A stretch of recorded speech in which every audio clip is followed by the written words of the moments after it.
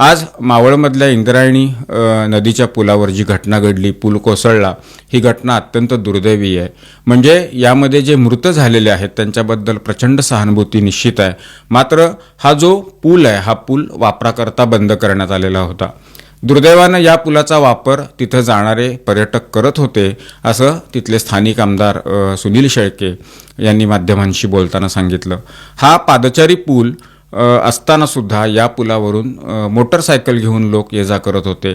हा पूल वापराकरता ज्या अर्थी बंद करण्यात आलेला आहे त्या अर्थी तो पूल धोकादायक बनलेला आहे.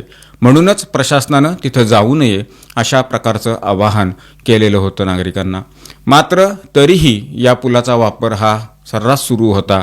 यामध्ये प्रशासनाची एक चूक होती की केवळ वापर बंद आहे इतकंच जाहीर करून न थांबता लोकांची मानसिकता लक्षामध्ये घेऊन हा पूल एकतर पाडायला हवा होता किंवा तिथं जाणं हे पूर्णतः बंद करायला हवं होतं. तिथं तारेचं कंपाऊंड वगैरे करायला हवं होतं.